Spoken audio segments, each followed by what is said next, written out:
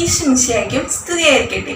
നിങ്ങൾ ആദ്യം അവിടുത്തെ രാജ്യവും അവിടുത്തെ നീതിയും അന്വേഷിക്കുക, അതോടൊപ്പം മറ്റുള്ളവയെല്ലാം നിങ്ങൾക്ക് ലഭിക്കും. വിശുദ്ധ മത്തായി എഴുതിയ സുവിശേഷം 6:33 നല്ല ജോലി വേണം, നല്ല വീട് വേണം, നല്ല കാറ് വേണം, നന്നായി പല പല സ്ഥലങ്ങളിലൂടെ യാത്ര ചെയ്യണം എന്ന് മനുഷ്യർക്ക് ഓരോരുത്തർക്കും ഓരോരോ ആഗ്രഹങ്ങളും ഇഷ്ടങ്ങളുമാണല്ലേ.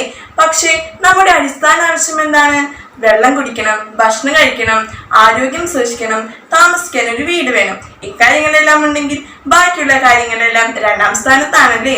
നമുക്ക് ഏറ്റവും അത്യാവശ്യമുള്ള കാര്യങ്ങളുമുണ്ട്, അതുപോലെ തന്നെ ആവശ്യമുള്ള കാര്യങ്ങളുമുണ്ട്. പിന്നെ നമ്മുടെ സാഹചര്യം വർദ്ധിക്കുന്നതനുസരിച്ചും ഇഷ്ടമനുസരിച്ചും ദൂർത്തായ കാര്യങ്ങളുമുണ്ട്. പക്ഷേ ഏറ്റവും പ്രധാനമായി നോക്കുമ്പോൾ അടിസ്ഥാന ആവശ്യം പോലെയാണ് ഒരു മനുഷ്യാത്മാവ് ആദ്യം കർത്താവിന്റെ രാജ്യം അന്വേഷിക്കുക, കർത്താവിന്റെ നീതി അന്വേഷിക്കുക എന്നുള്ളത്. കാരണം എന്താന്ന് വെച്ചാൽ നമുക്കറിയാം, നാം നല്ലത് നമ്മുടെ സഹോദരങ്ങൾക്ക് ചെയ്തു കൊടുത്താൽ തീർച്ചയായും നല്ല കാര്യങ്ങൾ നമുക്കും നാം പ്രതീക്ഷിക്കാത്ത സ്ഥലത്തു നിന്ന് ലഭിക്കുമെന്ന്. ഇതുപോലെ ഭൂമിയിൽ നന്മയുളവാക്കാൻ ഏറ്റവും നല്ല എളുപ്പവഴിയാണ് ഈശോയെ കുറിച്ച് മറ്റുള്ളവരോട് പറയുന്നുള്ളത്.